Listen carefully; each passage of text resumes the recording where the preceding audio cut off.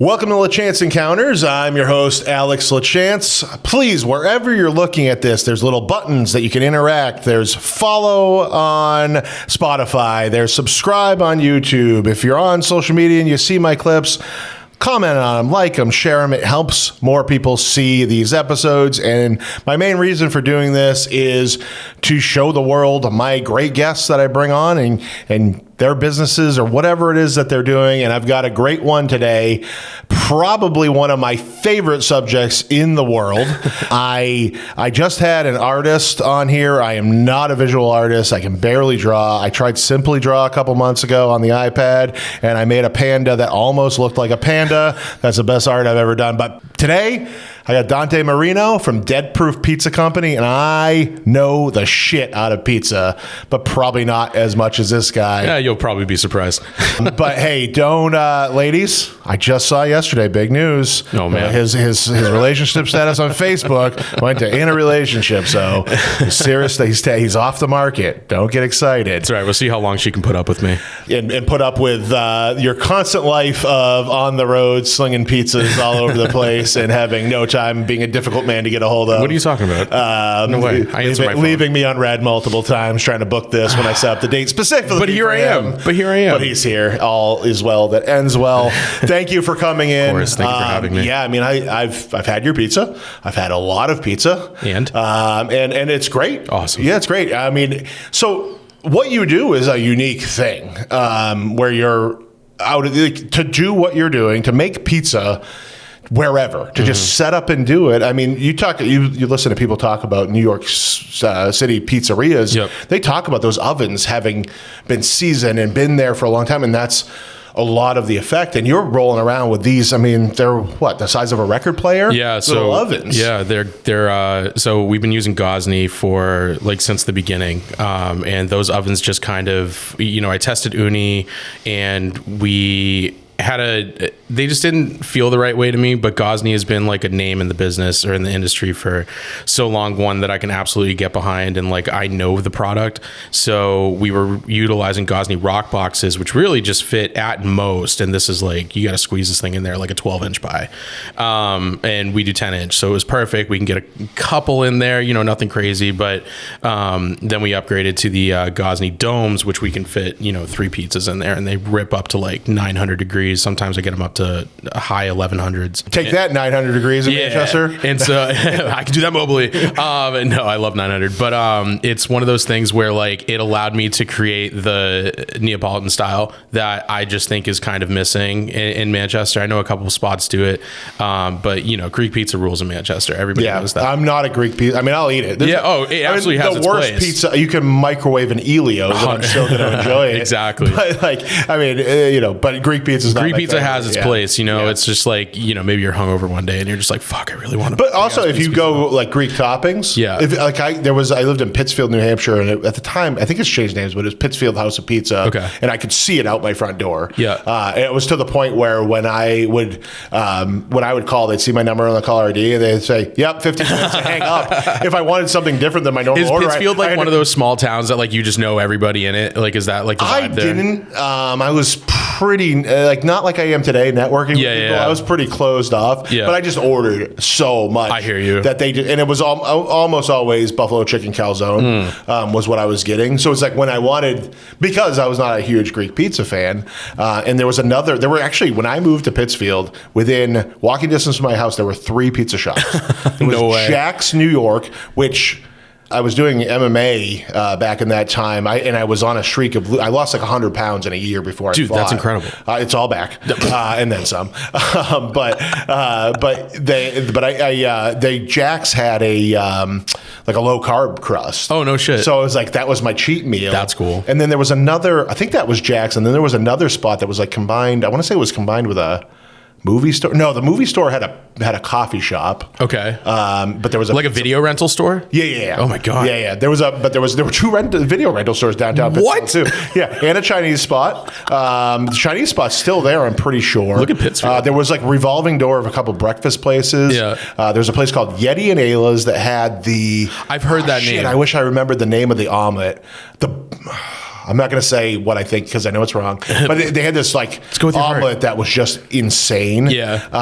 And they were, every time I'd go and eat it, like if I had a new waitress, they're like, "You ate that? Like, what the hell?" But it was insane. Like no one would order it because it's so like, wild, or because it's like size wise. It was like I want to say it was like 6 eggs, and it was like Jesus. all kinds of. I mean, it sat off the plate like 5 inches. How expensive that would be hung today? Off the plate. Oh yeah, I think it was like $8 back then. God. We were talking. I think I moved there in 2006. Got you. So yeah, that was quite a while ago. But where did I start? Oh, it's the Greek pizza. Yeah. But the toppings. If you go spinach, tomato, feta on a Greek pizza, Easy. and even or anything like without red sauce, like type of pie is really good on Greek. I agree. But it's not my go-to. The Neapolitan is my go-to, and I can't remember I believe the first time I had you guys was up at Market Days in Concord. That makes sense. And I remember just going, this is like.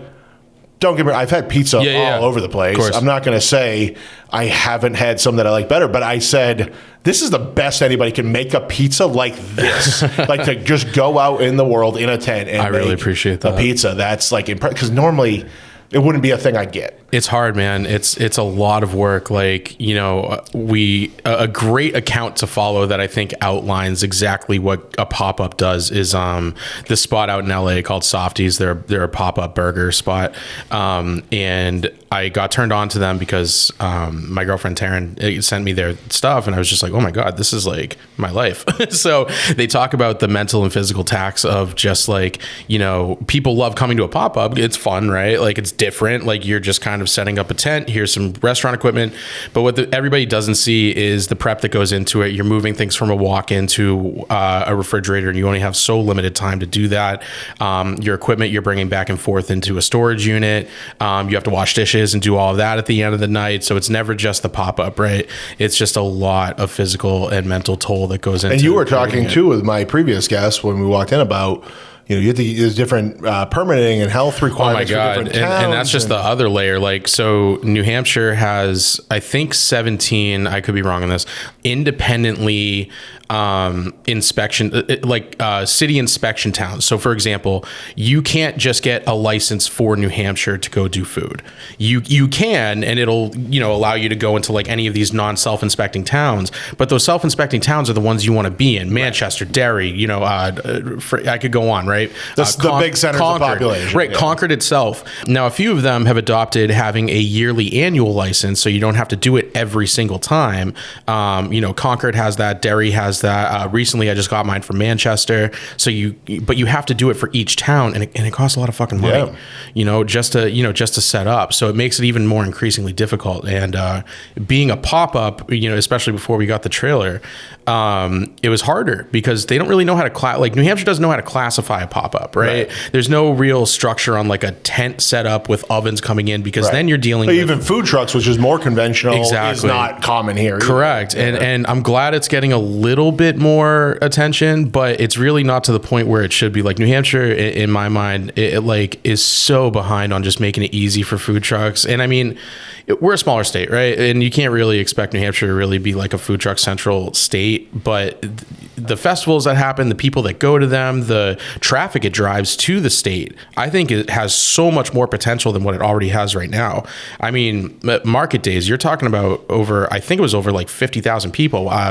Taco Tour does over 30K, right? Like, and over just a 4-hour period. I love the Taco Tour. I can't even go anymore. No, the crowds are too much. I love it. Yeah. Everybody go, but I don't go anymore. I mean, they couldn't even put enough vendors out there, and there was over 100 something vendors, which is just wild. Yeah. But like from 4 to 8 p.m. on a Thursday in March, it almost needs to be like a week event now. I think it should. Yeah. I think Manchester is a whole weekend or something. I think Manchester is such an opportunity to have a Market Days style festival. Yeah. Anybody listening, I have so much experience in that, so let me know.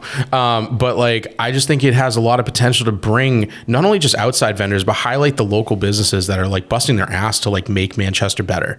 You know what I mean? Like, you're talking about like, like Nick over at Chopper is like doing everything to do like the Manchester Collaborative and bring people together and really like, bring a collaborative state of mind. Pat Mills over at Bonfire and Jimmy over at Shaskeen, and I could go on. There's so many businesses. I think it's like, I hear the same names over and over. I'm sure all the business owners I have in here. But that just shows the collaboration, right? Yeah, like, it's great. And I think that like that's so important when we talk about wanting to support each other and get the city of Manchester, which has been so open-armed accepting of like me and the team and the business.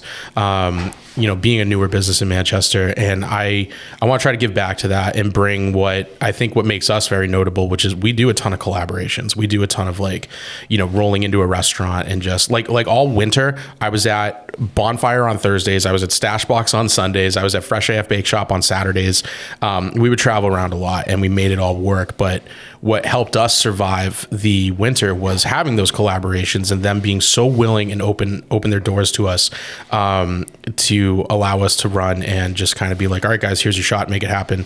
And a lot of our people would come in to, would come to Plastow, for example, to go see Taryn over at Fresh AF. And a lot of our people who are so new to her, new because they came for us, but they started to discover, oh my God, this bakery fucking rules. And they would keep coming back to her. So it was really a good like give and take of, yeah, you can be in my space, but also the result of that was you had a lot of new first-time customers that are now repeat customers, and vice versa for us. Like a lot of her regulars now come see us. And it's awesome. So it helps everybody. Yeah, I think and that's something that you mentioned, Nick, and that's something he's great at, like selling that message of like, hey, if we work together, we all come up. 100%. And I think for a lot of years, nobody thought that way. I think that's a product of, how old are you? I'm 36. All right, yeah, 42, so we're pretty close. Yeah. But it's like, our generation, people, like I'm probably the end of it. Like the beginning, like I'm the oldest of that like generation, but like, our people, and I've gravitated more towards younger people. I mean, I played punk rock bands for 20 years. I just like stuck as a child, but like, I think we're like just better at understanding. Let's work together. Let's collaborate. Like why competition? All right. When you grow up, right, you're playing baseball, you're playing like, sports, or like, it's always competition, right? It's always you versus the other team. And then when you grow up, I feel like that mentality carries over to you as an adult. It's like, okay, everybody who owns a business that isn't me is the other team. Yeah. But really, we're all on the same. We're all on the same fucking team. But I mean, you could even go back and take that analogy and like break it down and think about it. What was actually important? It wasn't your team winning. Right. It was all the kids getting to play. Exactly. See, that was the important part of Little League. View. Yep. In the town I grew up in, we're a small town. We had 3. We didn't have Little League, we were in the Babe Ruth system, which was different. I was in Bambino, was the equivalent to Little League. But anyway, we had 3 teams in my tiny town to make sure every kid got to play. Awesome. And it was... that was the important part. We weren't... Yeah, we would play each other. Right, and that was you play to win. That was to learn... there's certain... Being competitive does have its, but it's like, but not in the way of I want to step on somebody else. Correct. It's like I want, sometimes you like a friend of mine just said to me yesterday, he went to a Red Sox game and they won like 11-1, and he was like, "We killed them. It was a great game." And I'm like, that's not a great game. I want a tight close game. I want both close games. I want everybody to be great. You want the double overtime. You want the shootout. You know what I mean? Yeah, that's what gets people stoked. I want the competition to be good, like and because it again brings us up, and especially when you go on to that next level, or into a bigger market or whatever it is, like having been pushed by people in your local area. And don't get me wrong, I'm as competitive as they come. Like I grew up playing sports my whole life. I grew up just being a competitive person, but to your point, like not to the point where I'm hoping failure, on somebody. I never was a basketball fan as a spectator. I played a little rec when I was a kid, but I was out for a mortgage event out in Detroit. I went, I quit drinking in October. It was November. I went out by myself for a class.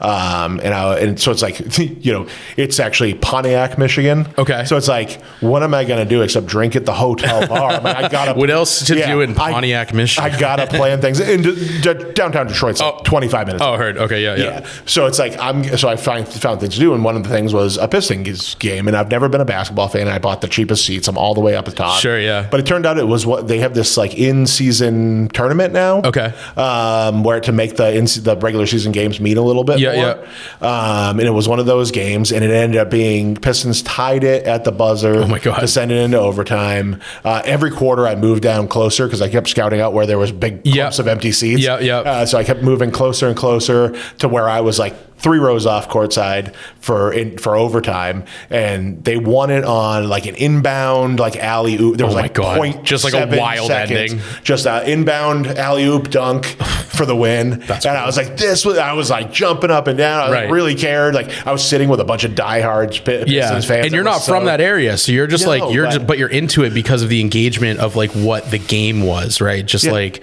and it's like I really didn't care who won or lose. I would have enjoyed that even if it was a heartbreak for all those locals who did really care about you would have still enjoyed it. It would have still been an enjoyable experience in a different way, and I think that all it doesn't really matter who wins or loses. We're all kind of in it together. This is the point I'm kind of making with my analogy here, and it ties back to pizza because that's the Little Caesars Arena that they play in. Love to hear it. The cheerleaders run around with little hot and ready's. Stop that right at halftime. Oh my God, it's so funny. What a dream. Yeah, that's the fun. Like the naming rights is kind of a joke now. Like I remember the movie Basketballs. Yeah, I love basketball. They made a big spoof on it, but it's like that's so real. Like walking downtown and going the Little Caesars Arena. It's the Pistons and the Red Wings. Oh my God, Little Caesars Arena. Pistons Red Wings. What a wild thing. That's so funny. So when did Deadproof start? I don't know when I first started seeing it. So Deadproof came into inception in 2022.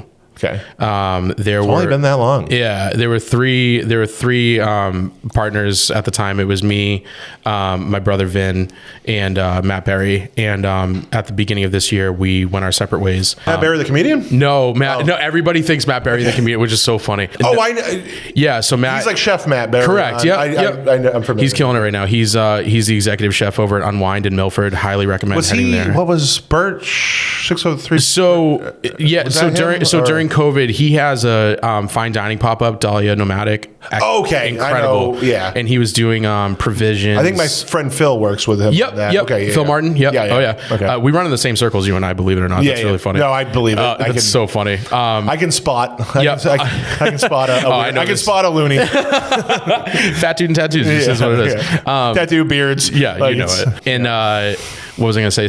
So he was doing provisions like out of Birch, but like he's been doing pop-ups with the fine dining. It's been incredible to watch that grow. But yeah, at the beginning of this year, we went our separate ways. But the beginning 2 years of Deadproof, we were all together and doing it. So this has really been my first year solo, taking the business and kind of shaping it.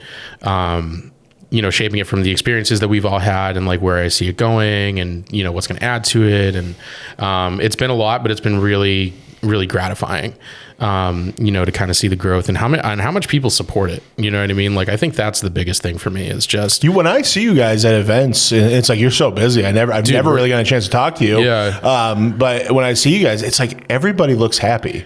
Your whole team looks like they're loving what they're doing, which is not a thing you see in food service. No. And I'm so glad that you see that as not a, like, have you ever worked in the industry before?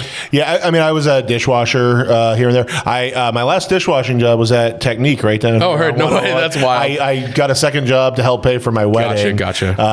Right there at Technique, washing dishes after my main job. I'm so stoked you said that everybody looks happy. Like anybody that asks me about Deadproof, that's like what's the number one thing in them. And it's not pizza. Pizza is what we do, right? It's how we make our money. It's how we get our product out there. It's how we express ourselves. It's hospitality, and that goes both internally and externally. So I do my absolute best to make sure that my people are taken care of. I make sure that they have hours as best that I can. I make sure that they're paid well. And I'm human, right? Like, sometimes people get sick. Sometimes people have life events going on. Sometimes they aren't making enough money. Hey, Dante, I need to, can I pick up a shift over at, this other restaurant that would like me to do that? Absolutely. If that's going to help you, then do it. But what that's allowed me to do is cultivate a culture of people knowing that I have their back, and through that they have mine. So I've had a lot of long-term employees. I don't have a ton of turnover, which has been really great. And I have a lot of people that are, coming in and out to work for me that continue to hit me up and want to come back and work because they have a great time and they know that like, it's just pizza. Like as good as the pizza is, as good as the food is, it's just pizza. I've even seen you like post once in a while, like just looking for like last minute help. 100%. And almost been like, I could do that. Oh like, yeah, no, you can. I like that looks fun, dude. You absolutely can. It's never been a thing that like small learning curve. The timing didn't work. It's a small, and I found such great people. Like there was a post recently where we were split up. So we were at an event one day, but also had a wedding the other, the same day. And I just needed people, excuse me. And after I put that post out, I found some absolutely incredible people to join us. And, just through people just wanting to, and some people that haven't even been in the industry, they just see Deadproof and they're like, same exact thing. They were like, you guys look like you have so much fun. I love the music blaring. I love like you guys just being wild. Like they see me just being a loudmouth and, like yelling at people. But like, it's one of those things where like they see that and they want to be a part of it. And I think the important part of that is I give them each a part of it. I tell them like, what's going to make your life easy on the line? What's going to make your life easy when you're, rolling pies? Like what equipment do you want? Like what's like your dream situation? And I have them be a part of the world that they want to create, be a part of the world that they help create. And I think that creates a different kind of loyalty, and I think it creates a different kind of commitment that allows them to feel good about coming to work every day. Yeah. And that's the most important thing for me. We've all had jobs where you wake up in the morning, the alarm clock goes off and it's instant dread. It's the 5 more minutes. Right. It's the, oh my God, that's why I'm self-employed now. I had a complete mental breakdown. And I think I talk about this on every episode. Yeah, please. But I'm not going to go into detail. But I had a complete mental breakdown in my last job and left. But it's like, I wake and I realized this. It's like, I still have, it was in the trades. And, my wife is currently building out we're almost done, thank God.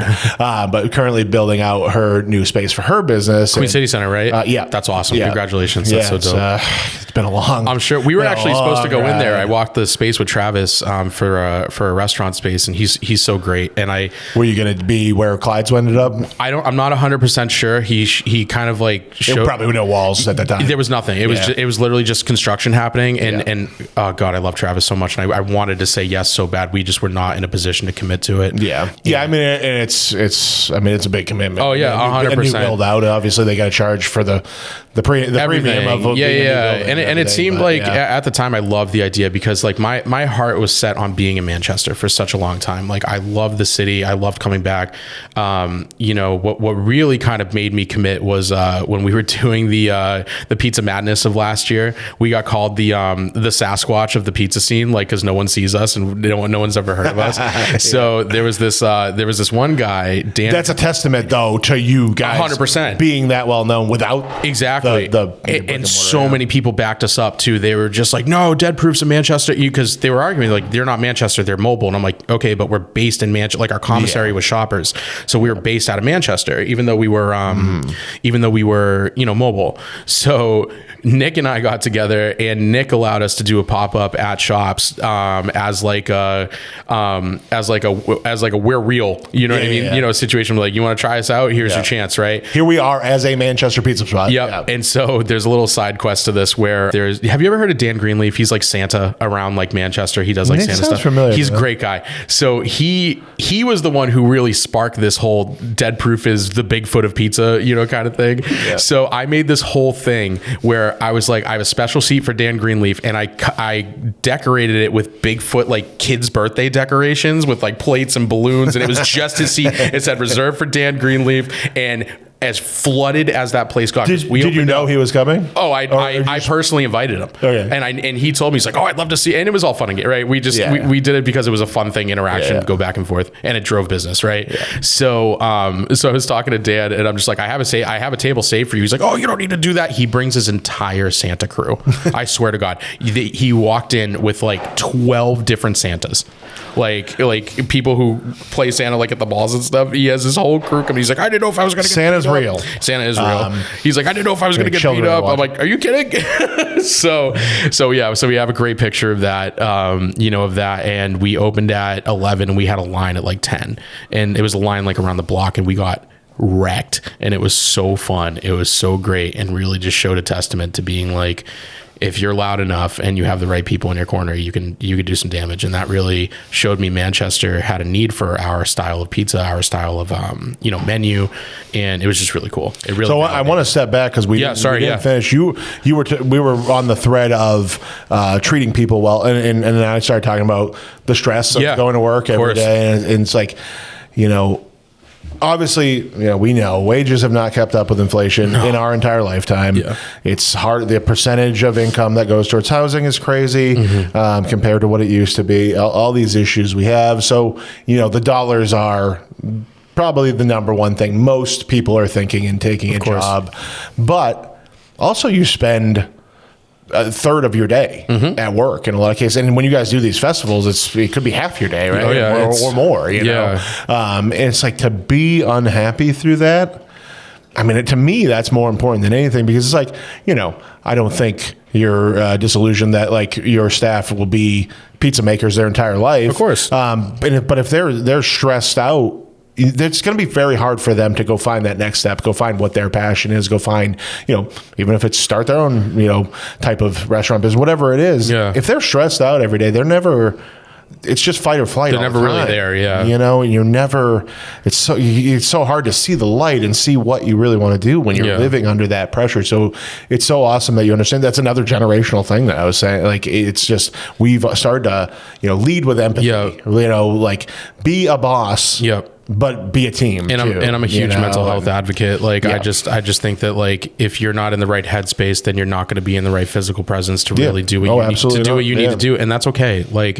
I tell my staff all the time, I'm like, guys, if you're just having a day, or today is just not your day, let me know. Yeah, we just talked about this on the last episode, but it's I was talking about working in the trades, and it's like, it's always, you need to be 100% every day. And it's like, that's just not how life is. No, it's not. You're going to have good days, you're going to have bad days. And we need money, so we show up on our bad days. I didn't want to do a podcast when I woke up this morning. Yeah. I had a very big, and I'm on my second. Yeah. I'm going into my... You're killing it. I'm an hour and a half into podcasting today. But it's like, I booked it, so I'm doing it. And it's gone well. And I'm in a good mood now. I'm having a great day. But it's like, I had a very busy weekend. I was super tired. I'm sunburned. I ended up out late last night. A friend of mine...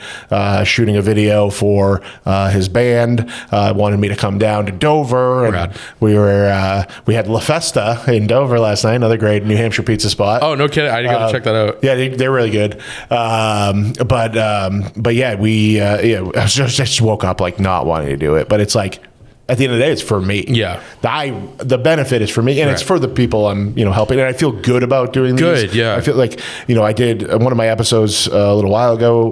One of the clips did 1 million something views. Dude, that's incredible. On TikTok, and that person got sales out of it. Hell yeah. And it's really cool to be able to do that. So I feel good about this. But it's like, if you're just a cog in a machine in a business, and you don't really see the benefit of any of it, and it's like, and plus your boss is a dick and yelling at you and has unreasonable. It's a recipe for failure. Like, it's just not any way to live, and I think we've gotten so much better at understanding. I mean, mental health. My parents don't. My dad, every time I've been through mental health issues, he's diabetic, so he tells me to check my blood sugar. and same. I grew up in an Italian family where everybody had fucking diabetes, and they were just like, "You sure you're good?" I'm like, "I'm just fat. I don't have diabetes." I'm like, "No, I get my blood work done." Actually, that just reminds me, I need to maybe I can stop on the way out of here. But I hit my physical like a month ago. So I've gotten for my blood work that they sent me to. I was supposed to fast though, so I guess I can. Anyway, but yeah, every time, and it's like he's gotten better at it. And my dad's so empathetic and caring. Just that he wasn't equipped with those, those types of things. It wasn't a thing that was talked about. Our generation growing up, like I come from a family. I was raised by a single mother, and my dad, was always around, but I'd be traveling back and forth, to where he was living in East Boston and she was in Derry. So I had like two different completely spectrums of like living. Yeah, but they were two big Italian families that were like, why the fuck? What are you sad for? You don't pay bills. You know what I mean? Like, you don't, you know what I mean? Like, you're a kid. And I'm like, and it's fine. Like, and especially like back in the late 90s, early 2000s, like, we don't know how to deal with ADD. We didn't know how to deal with ADHD and like all those things. It was just throw a pill at them and it's okay. My brother, he went through that, and he just wasn't himself when he was on the medication to like get him straight, from those things. And I absolutely had it. I still have it. You know what I mean? But like I'm 50 milligrams deep in Vyvanse right now. Yeah, and it's one of those things where everybody looked at me like, oh, you're just a teenager. You're just a teenager. And I'm just like, I literally can't focus. On the flip side, there is some of that too. Right. It's like, and I still do, like we have unreasonable expectations for kids, and they have different learning styles. Like not everyone needs a drug. I learned that I did. Right. Yeah. but yeah, I mean, it's for sure. There was just we didn't know how to deal with it. Like I always did good in school. I was always playing sports, like, just pretty normal. But like some night I couldn't fucking sleep. You know what I mean? Like I just had so many thoughts of like things I wanted to do. I had so much misplaced energy. It was just, it was without weed. That's dude. Yeah. I can't. I don't sleep. No. I just will sit there and think about. I will think about every sentence and every word I said to you on this podcast until 3 a.m. Yeah. Sometimes I just raw dog life and just try to sleep with like my thoughts in my head. And I'm just like, all right, well, here we go. So once you have and I hate that everybody loves to sell the narrative that weed is not addictive. It 100% is in some way. but once you have that addiction, if you try to sleep without it, then you have the freaking crazy dreams. Right, then you're like dependent on it. Oh my God, the crazy dreams are so insane. But yeah, so you talking about people calling you out for not being a Manchester pizza place. It's a great segue into big news that you told me right before. What's next for Deadproof? So we started out in the beginning of the year working out of Torched, which used to be a late night spot, slice shop connected to Bonfire. It was owned by Pat Mills, who owns Bonfire. It hadn't been operational since COVID, I want to say. Forgive me. I think you're right. I think that's it hadn't been open for that long before. It's been a while, right, since the doors have opened. So Pat's always used it as kind of like just overflow for like whatever he's needed. It's his spot, right? Yeah. But after the business change where I became the sole owner, he let me know. He's like, hey, what are you doing for the winter? And I'm like, honestly, I'm still trying to figure that out. I got a couple things on the books, but nothing wild. He's like, dude, there's no pizza in Manchester. Cesario's closed.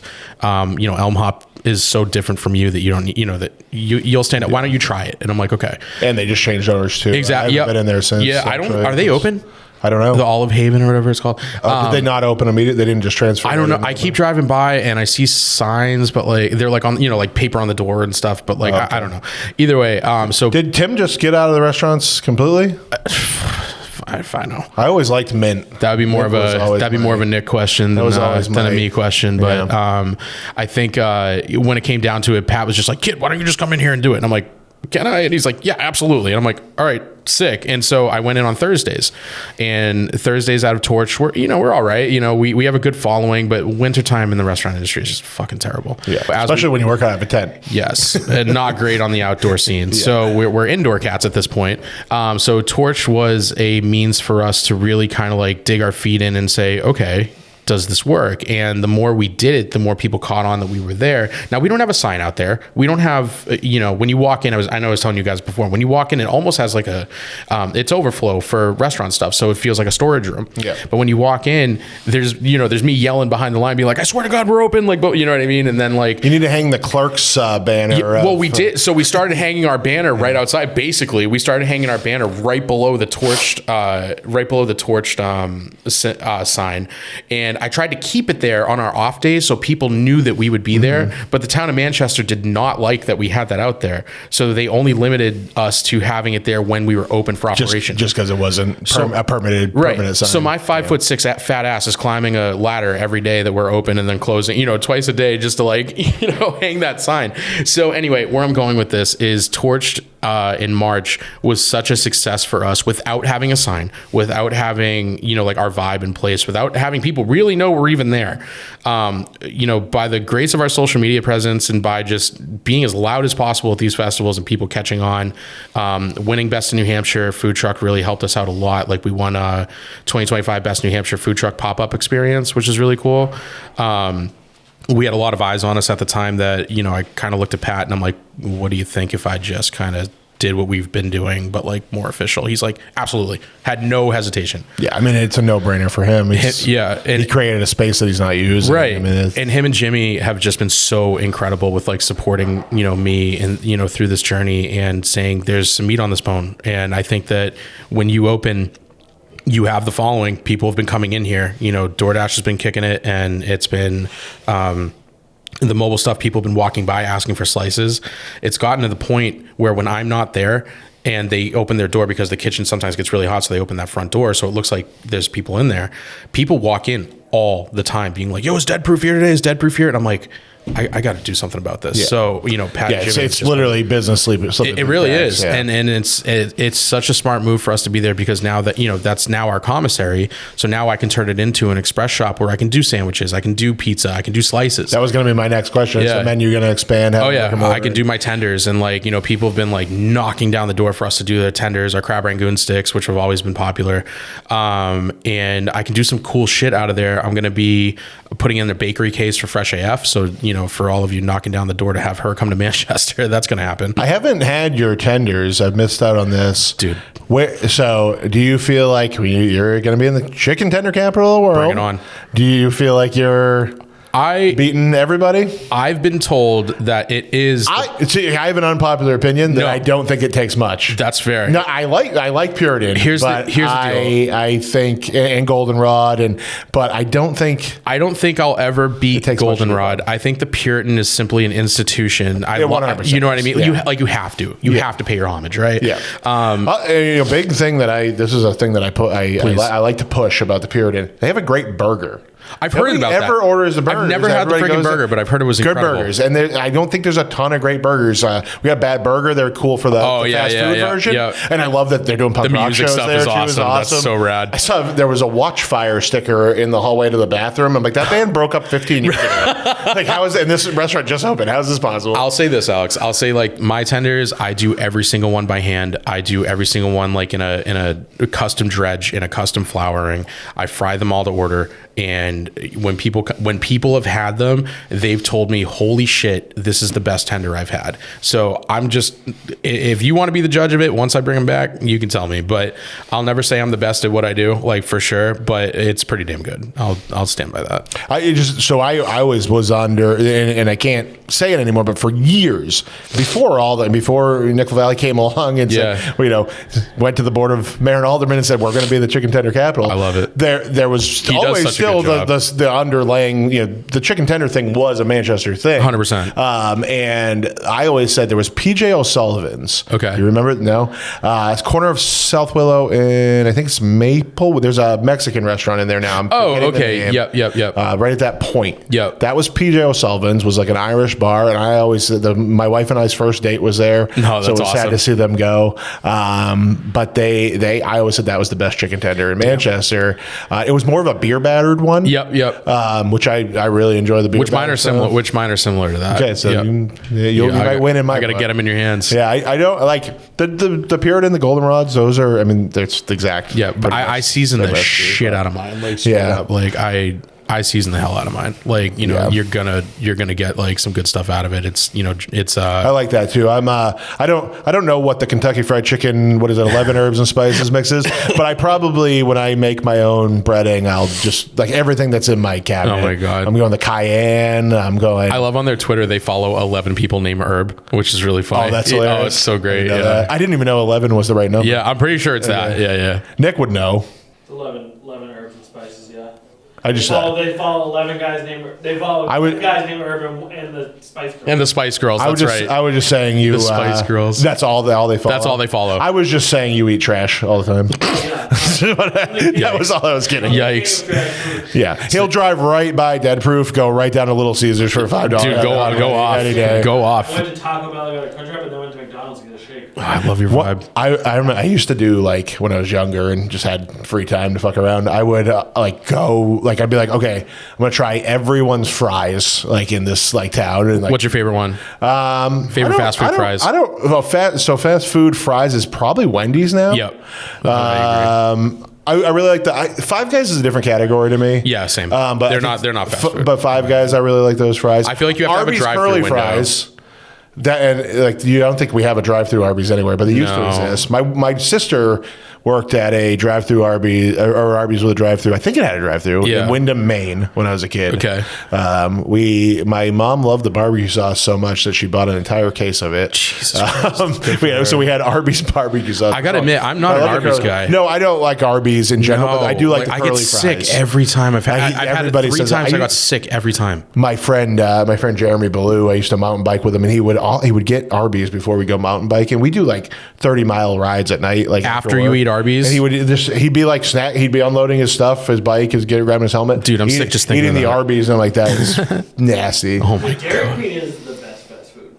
Have you had Dairy Queen? Dairy Queen?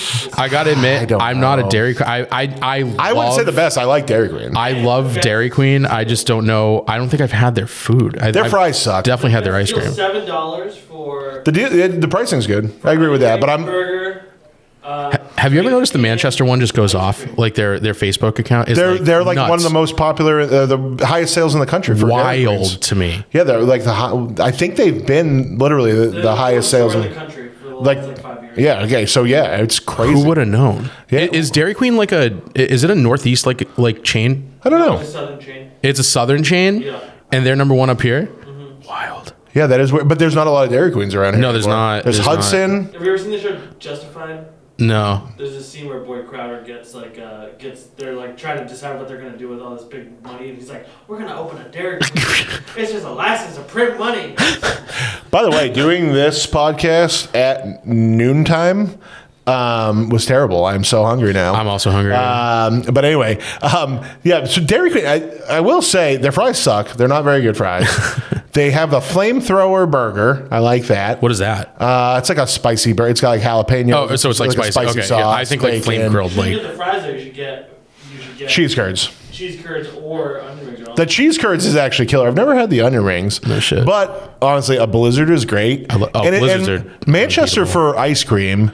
You've got Ben & Jerry's downtown. Yep. So you got to deal with parking, there's no drive-through. Yep. I'm right next to them. It's very small. Yeah, so you have your Deadproof, go over to Ben & Jerry's. That's fantastic. Yep. But then you have Creamland. Creamland is dope. But it's dope, but people don't like to go to that neighborhood, unfortunately. Yeah. If you're not from Manchester, that's an intimidating place to go. To me, it's not. And I get that. I don't care just shut up and go. Exactly. Like, it's so good. Then Goldenrod's way out on the outskirts of town. Yeah, it's on opposite side from Dairy Goldenrod's Queen. always a hit. And then that's Puritan does ice cream. Puritan, yeah. I don't really ever think of them as just, but they do. They do have that. Oh, I need to ask you an ice cream question. Yeah. Can I hit you with an ice cream question? All right, do you think this is a weird combination, pistachio and marshmallow? So I don't love pistachio anything, but I don't think that's a weird combination. Okay, because Taryn and I were having this conversation not long ago. Oh, that's my wife. She likes pistachios. Yeah, she's like, that's a weird combination. I'm like, pistachio marshmallow is the shit. It is a weird combination, but only if. So the pistachio ice cream should be pistachio ice cream without pistachio chunks.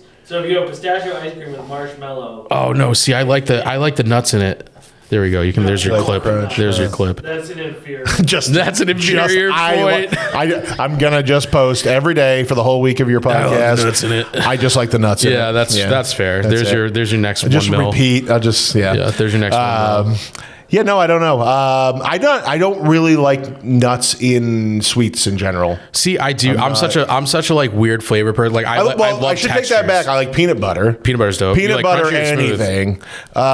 Typically smooth, but I could do crunchy. Crunchy rolls. But if I go to get ice cream anywhere, Beach Hill Farm has like 12 different peanut butter flavors or something stupid. So that one gets hard for me. But I'm always going for the peanut butter. Most places you're 1 or 2 peanut butter flavors, so it's pretty easy. Yeah. Beach Hill, I believe they carry 2 different brands of ice cream there. Okay. So they just have I think it's like 70 flavors or something. Jesus it's crazy Christ, up there. so the line's out the door. Oh, I'm sure. Ever been up there? No. So I've heard of it, farm. Though. It's a work they have cows. And so it's with kids. It's awesome. They have this big sand pile with a bunch of sand toys. Oh, that's dope. Then you can walk around and pet the goats. And it's just like it's literally a farm. I mean, it doesn't look like it's not set up like you would ever set up a food I feel like there's not a lot of spots like that anymore. You know what I mean? Like, the old farm.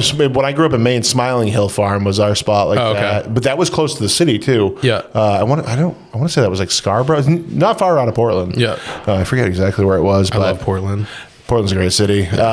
Maybe your second location. Dude, oh my God. If I had the ability to move to a city, it would be Portland. Yeah. I like High Roller Lobster is like my favorite spot, like period. I've been hearing a ton about Dude, that you lately. gotta go. It's so good. There's so I love comedy, and there's a comedy club up there, and I think one of the comedians that does spots there works there. Oh, really? And drags like all the touring comedians. Oh, awesome. Because I've seen like a few different comedians post about going to High Roller. No, their food's killer. Their vibe is awesome. I'm not a big lobster guy. For somebody that grew up in Maine, even if you're not, like their lobster. burgers slap. Their chicken sandwich. I had a chicken sandwich up there once. That was incredible. When I go there, I'm a fiend. I'm like a feral person, just like on the menu. I order practically everything because I'm never up there, and I'm like, I'm just going to absolutely eat the shit out of this entire thing. I hate that thing where it's like I only get one shot to experience this restaurant, so it's like I gotta order 2 meals. You have to, right? I gotta order an app. I gotta try it all. Yeah. What if I miss something? Yeah. Stavros Helkias, comedian,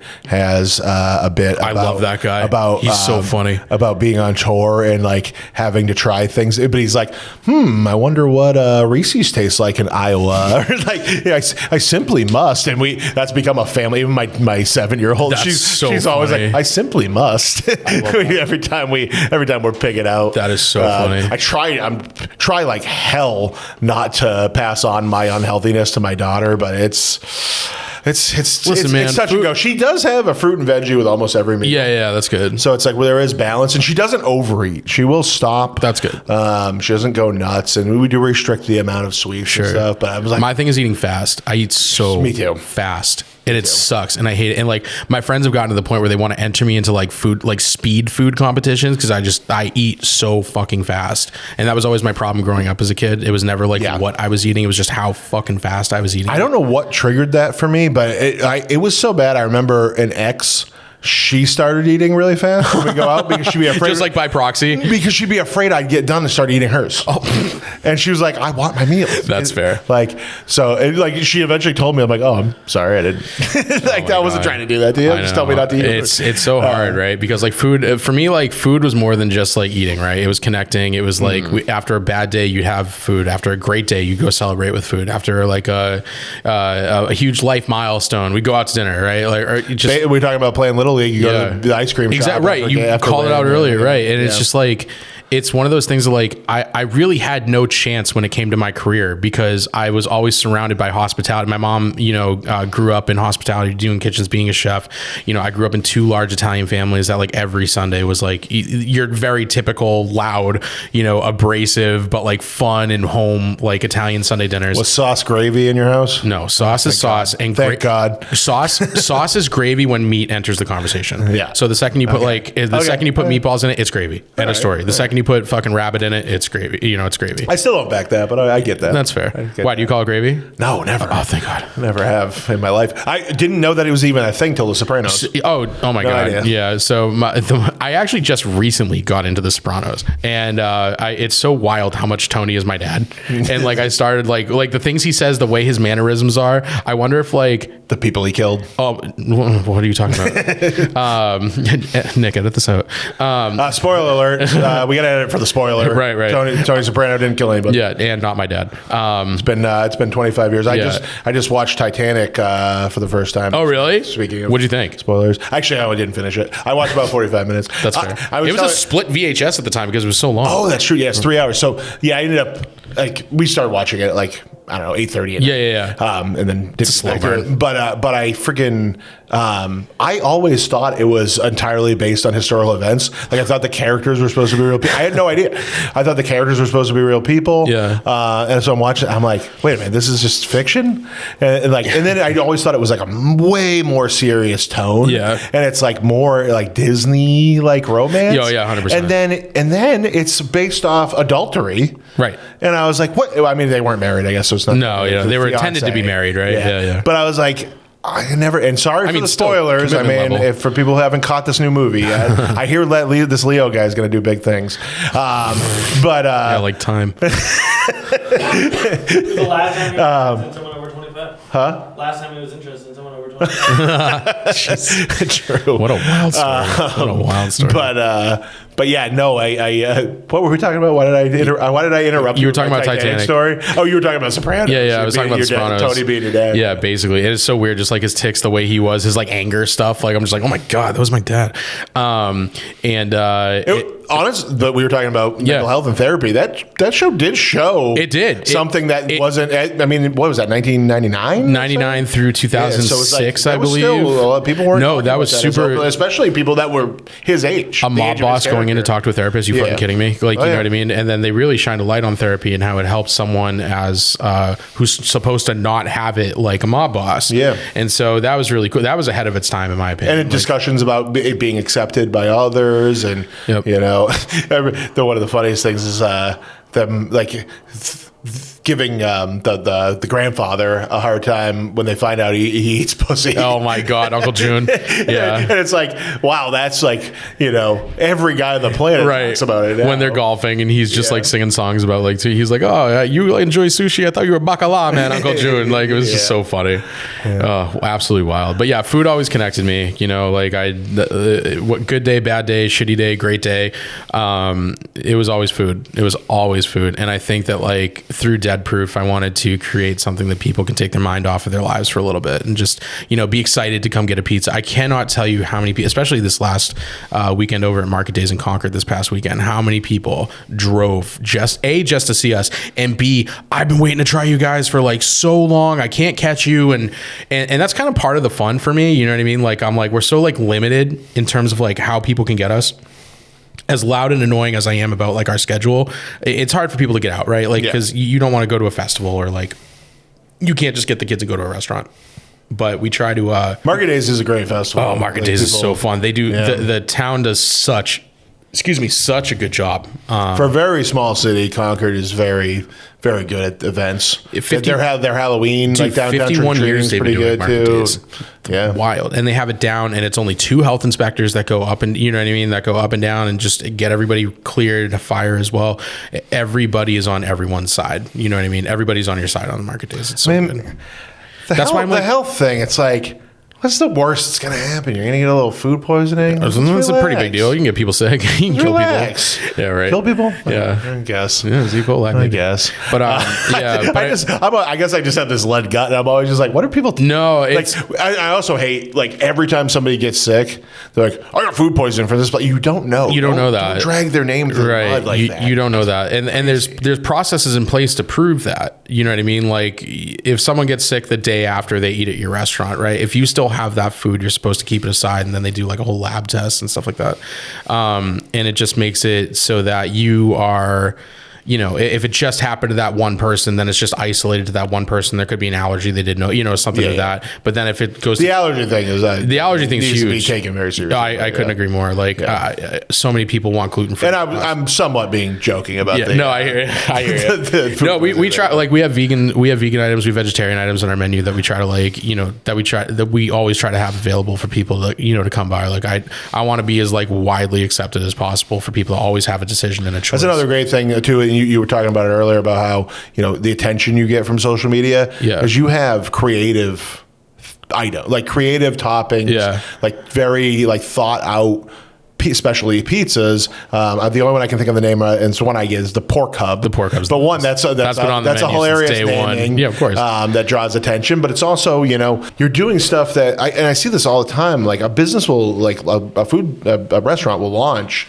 and it's like, all the food looks good, but it's the good food that I can get from the 20 other restaurants in town.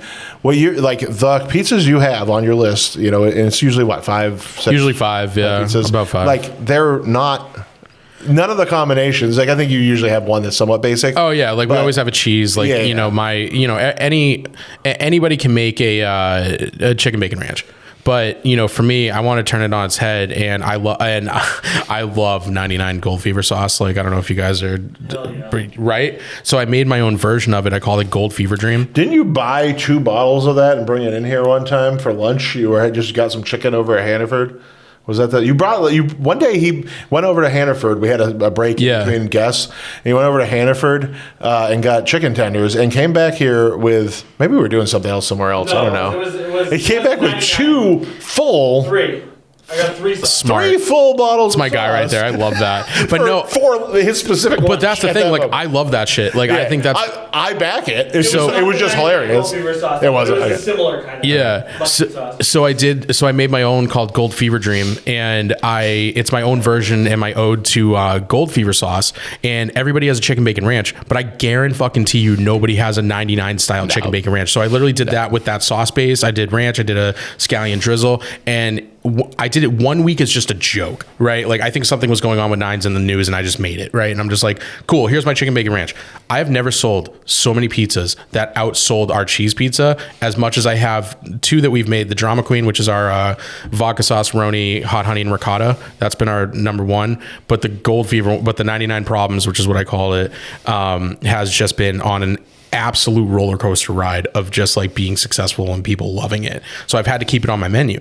Everybody asks me, they love the tanginess, they love the spice, they love, like, it's just different. And I can confidently say I'm the only person in the state that's doing it. I'm also a huge like fuck cheese pizza guy. Like, I don't like that being the standard. Like fucking Portnoy does. Yeah. It's got to be the. It's how you judge a pizza place, though. But I don't. Yeah, because I'm never. Like they say that it's like that's the pure, that's what you're, everything else is. If just you're topping. a pizza but purist, to me it's like I'm never going to order a cheese pizza, right, so no, I'm judging you by, are you using, because like I don't know, it's like I like a big slice of sausage rather than a crumble. Mm-hmm. Like I like rather than ground hamburger, I'd rather have the sliced meatball. Yeah. Like, the toppings are very important in using high quality toppings. I couldn't agree more. Like if you're doing a spinach pizza, no frozen shit, fresh spinach. Like certain toppings that go on after the process, like whatever it is, like that's to me, and like that's why I'm drawn to somebody like you, is like you do those. And you were just talking too, you're about to do a collab with my literal favorite restaurant, I'm going to say, in the world. Wow. There's one contender in Austin, Texas called, and I'm forgetting the name, shit. Tika, it's because I don't actually know the right way to pronounce it, but Tika Tatsuya. Okay. It's a like Polynesian fusion type spot. I love Polynesian food. And I found it by accident, and like it was like they had like poo-poo platter, but it was a little different. Yeah. And then, but they also had like spam dishes that were amazing. You do spam well. And like, it's just so good. And that was like, I got done there and I was like, this is my favorite meal of ever. But awesome. But I don't live in Austin. I live in barbecue. I live in Texas. New Hampshire. Texas, New Hampshire. I was jumping ahead. You're good. But I had, on that same trip, I had Terry Black's barbecue out there, which is a famous spot. I had another Cooper's that's downtown. Go Franklin. I didn't do Franklin. Cooper's in, because we want to try different kinds of food of course. too. Yeah. But it's like, I did Cooper's on a food tour and then went out to Terry Black's like directly, intentionally. And but I've also had Arthur Bryant's in Kansas City. Okay. Ben does Texas style. Yes. Kansas City's a different style. Yeah. And then you've got the like Southern Carolina style. It's a little different too. And I've had stuff in Nashville. And, I've had barbecue all over the place. You are experienced in barbecue. And we have the number one barbecue spot in the country, in my opinion, and I'm going to say right now that my opinion is fact on this. Damn. But you just said you're going to do a collab with 603 Barbecue. Oh, yeah. I will definitely want to partake in that. Ben's a good buddy of mine. I love that kid. Him, Andrew, the whole team up there are nothing short of not only professional, but like they love what they do. They have a lot of passion in what they do.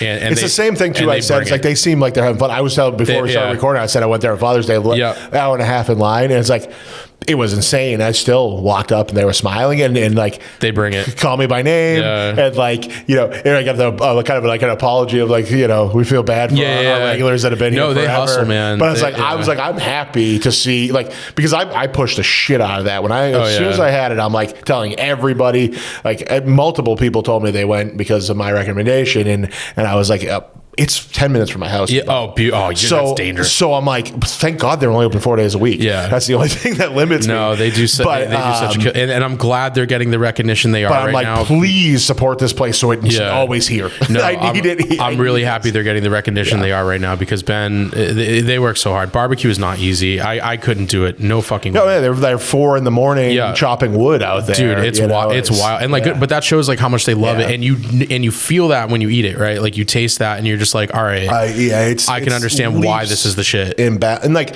don't get me wrong, Arthur Bryant's was good, Terry Black's was good. Have you had? But it felt more like industrialized. It felt more cookie cutter, more manufactured. You don't taste that. I don't know what it is. You can taste love. I think we have pretty great barbecue in New Hampshire. I got to be honest. Like Messy Mike's rules in Derry, awesome spot. I don't think I've been there. There was a little truck on the side of the Route 43 in Candia for a little bit, and they did stuff with like the white barbecue sauce, which you don't see around here a lot. Yeah, I thought they were pretty decent. Bobby does a white barbecue sauce at Tuck. It's awesome. I know. Like in Alabama, I can never wait in that line. I can never wait. I got them with like wings once. They're fucking fire. I go to the butcher shop very regularly. In the summer, we go out to Pawtuckaway a lot. I use their sausage. The sausage. So my sausage on my pizza is all. I love the blueberry maple. Oh, so good. That's awesome. I remember when he was doing the breakfast packages because they ship their meats. Obviously excellent product, and it's all fresh shipped. And I remember he was doing the blueberry sausage patties, and I remember getting it one time, and I smoked the entire package. It was so fucking good. Yeah, it was so good. So once you pop, and something the thing I always get every time I'll get tips, and I don't know what the hell it is. If I get steak tips from anywhere else, I have to cook them perfectly. Mm-hmm. I can just like toss those Tuckaway tips product on and I can cook it from anywhere from 2 to 10 minutes, and they come out and they're still good. It's all his preparation. At any temperature. Yeah. It's like, how is this possible? Dude, it's because he gives a shit. Like it's his preparation that goes into like this incredible. Like that's why he's as busy as he is. Yeah. You know what I mean? Like the care and like the prep that goes into making this so individual, so like one of one. Yeah. Is wild and in a great way. Like it's very. I was so stoked when I was able to like meet him, and he's really helped me. In my entrepreneurial journey, and he's always been super available to me to help me kind of grow the way I want to grow. I think he sees kind of like what I'm trying to do, and really levels with me with that. So it was really cool to hear like, yo, if you want sausage for your pizza, I got you. And I was like, really? I'm like, that's so cool. So well, I love too that like all these stories of the collaboration with everybody is like so cool because we're seeing the death of the restaurant chain. Yeah. Like it's in real time 100%. Right now. Millennials are ruining Olive Garden. You see the headlines. No, they can't fucking pay for it. And if they want to pay for it, they want good shit. We're going to go, I'd rather even like, things like 603 barbecue, I pay more than probably any other meal I get on a regular basis. Right, but listen to you talk about it. But it's worth it. I would rather pay, an extra $10 total on my bill than eat TGI Fridays trash. And that's what I'm saying. Like I have so many people who have, I've seen like New Hampshire Eats and everything. I'm sure you guys have been plenty on that, but New Hampshire Eats people are like, they're a little expensive, like talking about Deadproof. And I'm like, I make my own dough. I build all my sauces. I get my sausage from Tuckaway Tavern. I get, I fry my own chicken. Like, it's the other thing people miss too is the newer the business, unfortunately, because of you're paying today's startup cost, you're paying today's lease, like whatever it is, you're just newer restaurants are going to be more expensive. And not to mention we're moving around so much, and like you got to think of the labor that goes into that, the time that goes into it. Like a lot of people look at the food and they're just like, why am I paying $18 for a pizza? It's like, well, think beyond the pizza. Someone had to make this dough. Someone had to build this sauce. Someone had to, my pushback with pizza all the time too is like, even you do small pies, but even those are enough for 2 people. Oh, 100%. Especially if you're going to like a festival. Absolutely. So it's like $18 for a meal for 2 people. Yeah. And then like people complain about a $20 large pizza from places, and it's like, $20 for a meal for 2 people. Go anywhere. And it's literally the best. Dude, a McDouble is like $5 now. Dude, my order at Wendy's is like $16. Yeah, it's wild. It's like in a place where you're supposed to have a $1 menu. Are you fucking kidding? It's a $5 menu now. Yeah, you know what I mean. But like if you pay attention, it's always in all these places. Yeah, always in like the lower right in the smallest print. There, Wendy's is 4 for $4. Yeah, that's actually a decent deal, but it's still not like that's what I'll get if I'm not that hungry. But I gotta have the I gotta have the bacon. But like really, what's the fucking quality you're really getting out of that? Low. And you're still hungry after. Pretty much a White Castle slider. Right, but you're starving after that still. Yeah. Like, cool, it's a good deal. Yeah. But like, Taco Bell still has some good ones. They're Taco one of the Bell's- last Taco Bell's remaining king, good deals. But it's like, you go to Five Guys, you might as well go to the Hanover Street Chop House. But like really, like go support a local spot. You know what I mean? Like go to like wait in line at 603. Instead of Five Guys, go to Bad Burger. Right. Go to exactly. Yeah. You know, if you're not going to fucking Papa John's or Domino's, go to Sour Joe's. And I will step this back a bit. Yeah. I will caution that some of these big corporate are owned by local people. They're franchises. Right. So, I remember I was talking about all the pizza spots in Pittsfield, but that video store with the coffee shop. Yep. When I moved to Pittsfield, the Dunkin' Donuts on Route 28 there in Pittsfield, is that 28? I think so. Route 28 in Pittsfield was like brand new. And there, somebody wrote like an editorial to the local little like paper. I think it was like Pittsfield, Barnstead, like a few different towns out there. They wrote an editorial about like scolding people for supporting the Dunkin' Donuts when there's a little coffee shop downtown. Right. But somebody the next month when that paper came out, there was a rebuttal, and it turned out the Dunkin' Donuts was owned by a family who had been in that area for generations. Oh, no shit. And the downtown coffee shop, those people were from like New York. Yeah. So I hate Dunkin' Donuts anyway. So still rather. Oh my God, I'm a diehard Heavenly Donuts guy. I haven't been to Heavenly. Oh my God, I love Heavenly. Brothers Donuts in Franklin. Let's keep it local. New Hampshire Donut Company, I kind of slept on for a long time too, and I went there recently. It was haven't been there. Concord. Clem's is fire. Have you been to Clem's? Oh, Clem's is the best. I don't know how I miss Clem's. Dude, Clem's is I exit 3 in Wyndham there. Oh, so good. And that's whenever I go to Canopy Lake, we usually go every year. That's like stop there before. Can I pizza off of your pastry real quick? Because right across from Clem's is Pizza Lisa. Have you been there yet? No. Nick and I know a guy that does stuff. Huh? I did a video. Oh, you did a video for them? Oh, yeah, you did. That's right. You guys know Brian?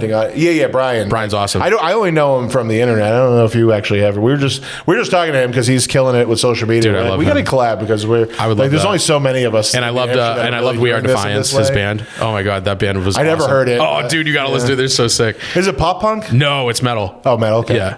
Yeah, no, I never heard it. I don't know why. I just pictured him as a pop punk guy for whatever reason. That's fair. Brian's good shit though. He lost a ton of weight. Oh, he's on. Fatter, he was definitely more of a mountain. He's on an incredible health journey right now. I'm so happy for him because like I feel like I know where he's coming from with that because like. I'm in food. I eat food. Like I eat like shit all the time. You know what I mean? Because I'm like picking and I don't know what my excuse is. Yeah, same. But like some weeks I have like 5 gas station meals because I'm on the road. There's this empty hole in me that can only be filled with. I mean that's you too, huh? I have some of that too. Yeah. An ice cream. Oh my God. But ever since I quit drinking, I keep saying I'm full year without drinking before you like really pressure yourself into making any other major changes. Right, congratulations, by the way. That's impressive. It was funny. I was straight edge from 17 to 32, 15 years straight edge. And then I had such a panic attack that just wouldn't stop. I mean, this was like so you're just trying anything day. And my wife had a bottle of vodka. She always drank, but not heavy. Sure, yeah. But there was a bottle of vodka, and I said, "Hey, you want to get drunk?" And she was like, "Huh? Like what?" And I was like, "I can't do any. I need to shut this brain off. Right. I'm gonna like." And at that point, you hadn't really tried it before. And I wish I had drank in high school before. So 17 was when I stopped. I mean, I've been drunk maybe 3 times in high school, but but I was like. I wish I hadn't started, to be honest, but like also alcohol did teach me how to relax.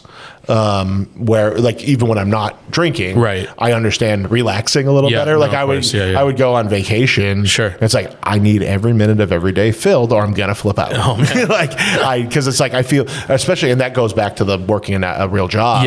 Punching somebody else's clock and only getting limited vacation. Now it's a little I can do what I want. Right. You have flexibility. I lose money, but I can do what I want. Yeah, but like how much more worth it is it to you to like have that brain space? Especially right now with my daughter at the age she is. Like she's almost 8. Okay. It's like this is a window for me where I told my wife, I was like, we got to do as much as we can because about 4 years from now, how much of that time you're gonna have back? She's not gonna give a shit. No, good for you guys for recognizing that. That's awesome. But yeah, I would travel, and it's just like if any time that anything went wrong, I just flip out because it's like this is the only free time I have. This is the only time I have control of my life. Is this 1, 2, 3? And you don't want to lose it. Weeks of vacation. Like at max, I think I had 3 weeks of vacation at one point, and yeah, it was always a mess. It's like we went to Belize in February. And it's like every vacation I still have the issue, and I'll get stressed out, and I'll get, I'll have a little bit of a meltdown, but I worked for like 2 months in therapy before we went to Belize. Yeah. And we made it through that whole trip without me getting upset about anything. And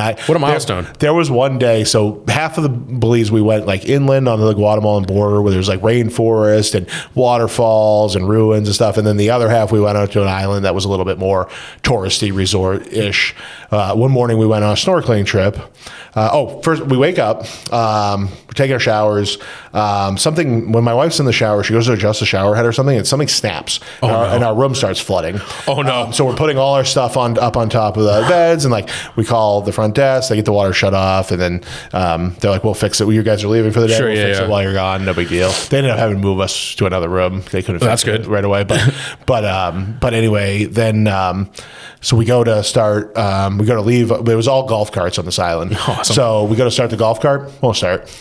We have a reservation, a specific time to catch a boat to go on the snorkeling. Oh my trip. God! Of course. Like damn. Of course. So I go into the resort lobby, and I was like, "Is there any other way I can get downtown?" They're like, "Oh, well, you have golf carts you can rent." We had rented ours from somewhere else. Yeah. Like, we have golf carts you can rent. So just and then the guy that I rented the other one from was like, "Yeah, I'll make up the time to you. Like, don't worry about it." That's awesome. So I rented another one from the hotel.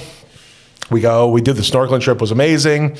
But we've tried multiple times on multiple vacations to see sea turtles in the wild. Yeah. My daughter loves turtles. That's cool. We got to see one. She must have been hyped. Swimming at the reef with looking. It was that must have been cool. And we did a huge, it was amazing how, because other times we'd gone snorkeling. 2 other times we'd gone on a boat trip and we'd gone it from the shore. Yep. And she's always cold or complaining about she's been swimming for too long. Sure. Whatever. Yeah. She did this huge loop around a leaf, and I was around the reef, and I was like, this is she's gonna quit on us soon. Right. She didn't. She stuck with it. Got to see the sea turtle. So excited. Awesome. All other kinds of cool fish, and we saw sharks and all kinds of lobsters. And that's the experience, right? Just so amazing. Yeah. But then we come back, golf cart's gone.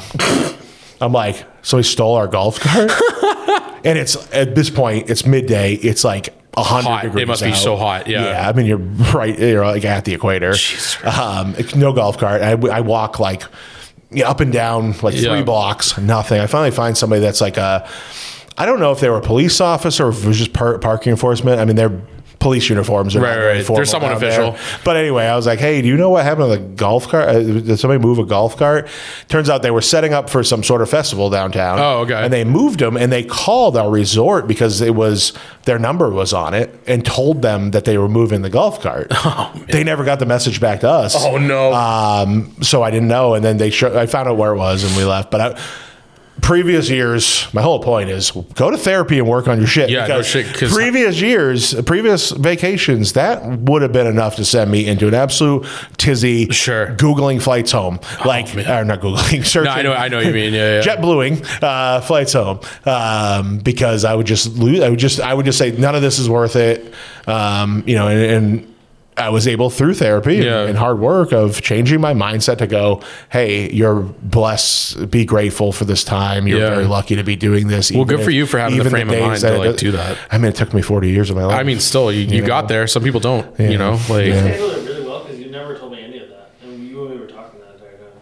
I never told you that story? No. I was quite proud of it. I told a bunch of people that story. I was honestly proud that I didn't ruin my family's time at any point during the vacation. That's great. Through my anger issues and my anxiety issues. Yeah, again, having the presence of mind to do that, I think is super important. Yeah, because a previous trip, I think about it. It's my daughter, some of these times she's old enough to remember, she always talks about the good stuff, but I'm sure somewhere in the back of her head, she remembers daddy's little freak out. Pops up every day. Yeah, especially when you get older, you're like, oh man, that happened. Yeah. And then when you're a kid, sometimes you're like, this is just normal. Right. This is just how dad is. Oh, my dad was a psychopath, So, all right. Well, this flew by. Yeah. I know. Seriously. I said this morning, I said to my wife when I was leaving the house, I was like, yeah, so I have somebody who runs an art gallery, and I know nothing about visual art whatsoever. And here you are. So that's going to be tough. Yeah. But then I was like, then I have the dude. I just said the dude from Deadproof. Nice. And I was like, I can talk about pizza for years. And then I didn't even think about the fact that we would get into other food topics. Oh yeah. So it's like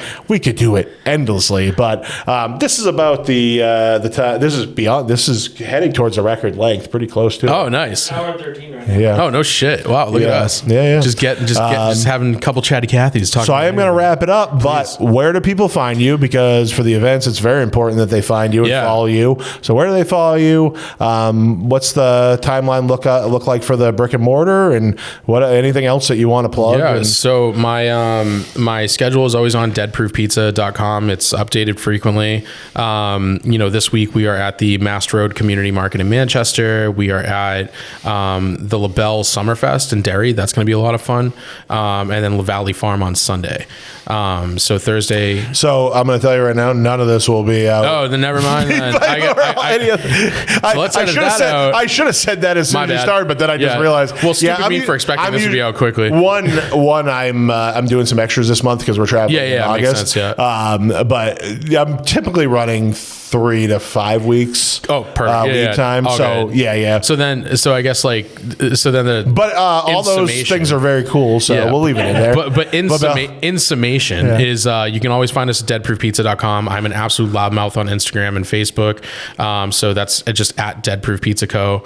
As far as the brick and mortar goes, we're probably going to aim to open for mid-August at this point. Oh, that's quick. Yeah. So like I said, the space is pretty much there. It's zhuzhing it up. Yeah, making it my own, right? Yeah. So we're looking to aim for that. We have a mobile bar coming this fall, which I'm really excited. It's called Dead Chemistry. So we're going to be booking for that. It's getting built right now in Tennessee. So that's happening. And then, the trailer's just doing its thing. So you'll see us the mobile bar, because you do weddings with Deadproof, exactly, right? That'll be such a good And addition. I come from bartending. So for me, it was like one of those things that was such an easy, why aren't I not doing this?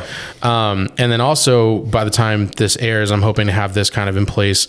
I'm actually going to be working with the venues at the factory on Willow. Are you familiar with that spot? Yep. So they have a food truck park, but there's really no food trucks there.